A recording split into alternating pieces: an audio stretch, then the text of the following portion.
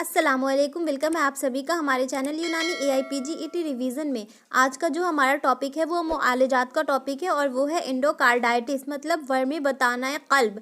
ये दरअसल इस झिल्ली का वर्म है जो दिल के अंदरूनी हिस्से को अस्तर करती है। वर्मी बताना कल्ब अमूमन कल्ब के बाएं जोफ में हुआ करता है, लेफ्ट साइड में होता है ज़्यादातर। वर्मी बताना कल्ब में नब्ज़ सरी ज़ईफ़ होती है, शदीद सूरतों में नब्ज़ बारीक मुख्तलिफ होती है। ये नब्ज़ जो भी समझ नहीं आ रहा है ना, तो जब नब्ज़ की एक प्रॉपर क्लासेस होगी तो उसमें आपको ये नब्ज़ पूरी तरह से समझ में आ जाएगा। वर्मी बताना कल्ब जरासीमी हाद अक्यूट बैक्टीरियल एंडोकार्डाइटिस, इसका सबसे आम सबब स्टेफाइलोकोकस ऑरियस है। तो स्टेफाइलोकोकस ऑरियस से क्वेश्चन पूछ सकते हैं। अक्यूट बैक्टीरियल एंडोकार्डाइटिस का जो है वो कौन सा बैक्टीरिया काउज करता है, वो है स्टेफाइलोकोकस। वर्मी बताना कल्ब तहतुल हाद सब अक्यूट बैक्टीरियल एंडोकार्डाइटिस यानी कि सेब, इसका सबसे बड़ा सबब जो है वो है स्ट्रेप्टोसेंजियस और हीमोलाइटिक स्ट्रेप्टोकोकस माइटिस हुआ करता है। वर्मी बताना कल्ब जरासीमी तहतुल हाद यानी सेब तमाम किस्मों में कसीरुल वक़ू है। वर्मी बताना कल्ब बादुल जराहत यानी पोस्ट ऑपरेटिव एंडोकार्डाइटिस का मखसूस सबब स्टेफाइलोकोकस एपिडर्माइडिस है। वर्मी बताना कल्ब तहतुल हाद सेब की खास निशानियां कौन कौन से हैं? ऑस्लर साइन मिलता है, रॉड्स स्पॉट मिलता है, स्प्लिंटर हिमरेज होता है और वेरिंग मरमर और नोड्स होते हैं। ऑस्लर नोड्स जो है वो उंगलियों और अंगूठों में वाक़या होते हैं। रॉड्स स्पॉट जो है वो तबक़ाए शिपकिया मतलब रेटिना में पाए जाते हैं। स्प्लिंटर हेमरेज नाखून पर पाया जाता है। और इकोकार्डियोग्राफी वर्मी बताना कल्ब तहतुल हाद सेब की तशख़ीस के लिए इन्वेस्टिगेशन की है। अगर पूछा जाएगा कि इन्वेस्टिगेशन ऑफ की वर्मी बताना कल्ब तहतुल हाद की कौन सी है, तो वो है कौन सा इन्वेस्टिगेशन होगा, वो इकोकार्डियोग्राफी होगा। उसके बाद है कि सिस्टेमिक वेनस कंजेशन की अलामात व निशानियां ही कॉन्स्ट्रक्टिव पेरिकार्डाइटिस की का हॉलमार्क है। कॉन्स्ट्रक्टिव पेरिकार्डाइटिस का कौन सा हॉलमार्क है, तो वो है systemic venous congestion.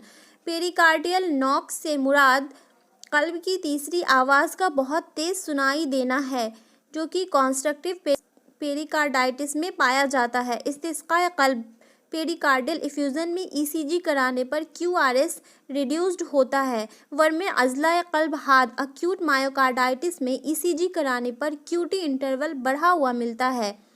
QT interval तबई तौर पर 0.43 सेकंड का होता है। हुम्मा हदारिया हाद अक्यूट रिमेटिक फ़ीवर, हुम्मा हदारिया हाद 5 से 15 साल की उम्र में कसीरुल वक़ू है। सने तफूलियत और सने बलूगत की दौरान कल्ब के इक्तिसाबी अमराज के लिए मौजूदा दौर में हुम्मा हदारिया सबसे आम सबब माना जाता है। एशकॉफ नोड्यूल हुम्मा हदारिया हाद की सूरत में सिर्फ कल्ब में रूनुमा होते हैं। ये कई बार ये क्वेश्चन आता है। एशकॉफ नोड्यूल जो है या फिर एशकॉफ बॉडी वो किस में देखने को मिलता है, तो अक्यूट रिमेटिक फ़ीवर में। अगर हो सकता है कि यूनानी में भी पूछ दे तो इसमें हुम्मा हदारिया हाद लिख देगा, तो ये चीज़ हमें ये टर्म जो है उर्दू का वो याद रखना है। हुम्मा हदारिया की तशख़ीस के लिए जोन्स क्राइटेरिया को काफ़ी अहमियत हासिल। जोन्स क्राइटेरिया में 2 क्राइटेरिया है, एक माइनर है और एक मेजर क्राइटेरिया है। मेजर क्राइटेरिया में क्या क्या आता है, वो कार्डाइटिस आता है जो कि पैन कार्डाइटिस है, यानी पूरे के पूरे पैन मीन्स होता है होल, यानी होल हार्ट में जो है ना वो इन्फ्लेमेशन हो जाएगा, तो वो पैन कार्डाइटिस होता है। अर्थराइटिस जो कि सबको पता है, पॉलीअर्थराइटिस ऑनली, इसमें पॉलीअर्थराइटिस ऑनली। फिर कोरिया जो होता है वो सडन हेम्स कोरिया है। फिर सबक्यूटेनियस नोड्यूल बन जाते हैं। और इरिथमा मार्जिनेटा मतलब इरिथमा मीन्स होता है एक रेडनेस जो बन जाती है, रैशेज, वो जो है ना उस पर मार्जिन के साथ बनेगा। और जो माइनर क्राइटेरिया है उसमें क्या होगा कि पॉलीअर्थराल्जिया होता है। मेजर में अर्थराइटिस होता है और माइनर क्राइटेरिया में पॉलीअर्थराल्जिया होता है। फीवर होता है और ESR जो है वो more than 60 mm per hour होता है, तो इसमें ESR इंक्रीज़ मिलेगा, प्रोलॉन्ग्ड PR इंटरवल मिलेगा। और ये सारी चीज़ें जो है वो जोन्स क्राइटेरिया में आती है। और अक्यूट रिमेटिक फ़ीवर के लिए जो है ना ये बहुत बेस्ट माना जाता है, इसकी काफ़ी अहमियत दी गई है। हुम्मा हदारिया का ख़ास सबब बीटा हीमोलाइटिक स्ट्रेप्टोकोकाई है। हुम्मा हदारिया हाद का हमला जब कल्ब पर होता है तो दर हकीकत पैन कार्डाइटिस हुआ करता है, यानी कल्ब के तीनों तबक़ात बताना कल्ब, अज़लाए कल्ब, गशाउल कल्ब मुतासिर हो जाते हैं।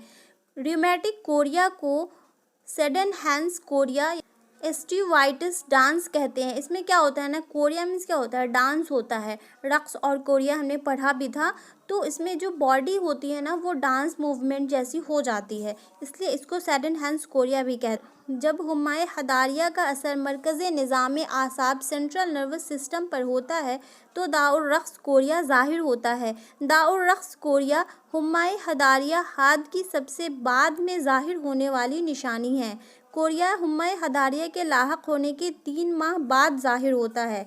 कोरिया औरतों में निस्बतन ज़्यादा होता है। रिमेटिक अर्थराइटिस हुम्माए हदारिया से मुतासिर तकरीबन 75% मरीजों में पाया जाता है।